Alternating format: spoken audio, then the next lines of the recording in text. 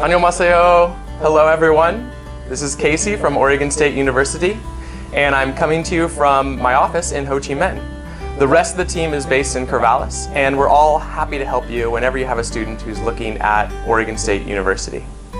So today we're going to go through a few questions that'll help you counsel students and hopefully give you some important information about OSU.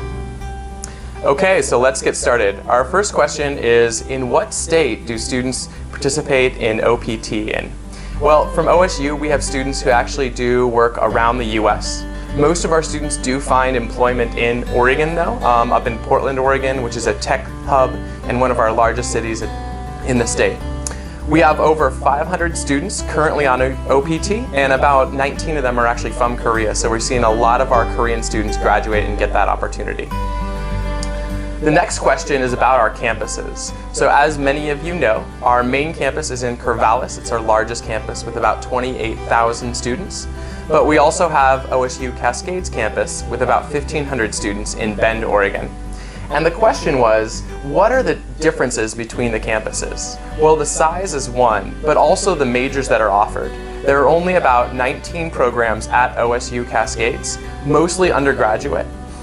Some of them are only offered on that campus though, and so that means if a student is studying something like outdoor recreation leadership or computer science with a focus on web and mobile app development, they'll actually be at OSU Cascades.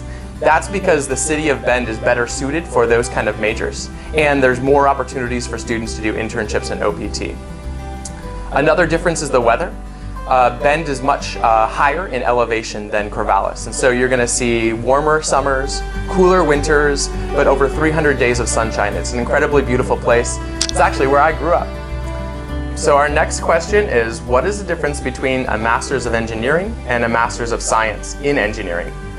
So the main difference between the two different kinds of degrees is the focus. A Master's of Engineering is much more practical, and it's for a student who is looking to go into their field directly after graduation.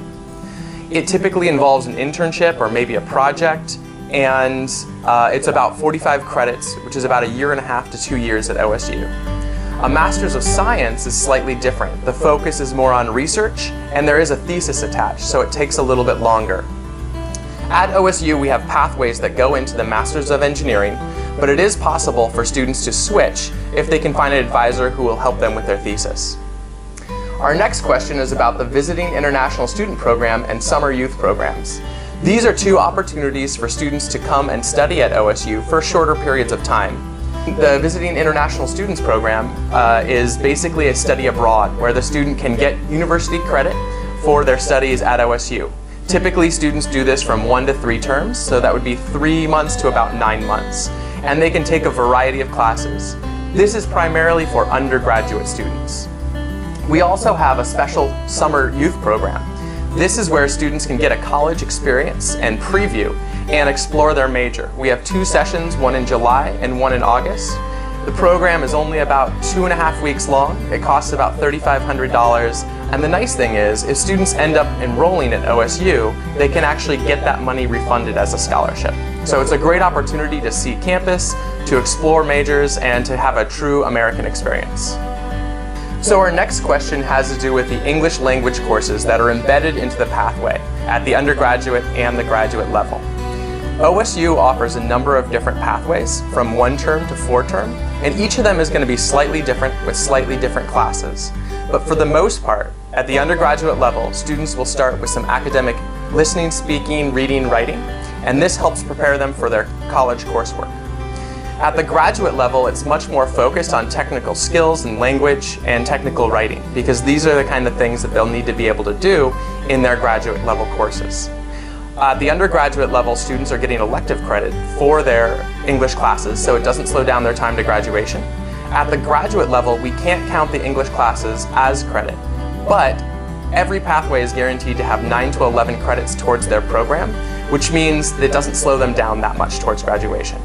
All of our programs besides the MBA and the Masters of Public Health can be finished in under 2 years.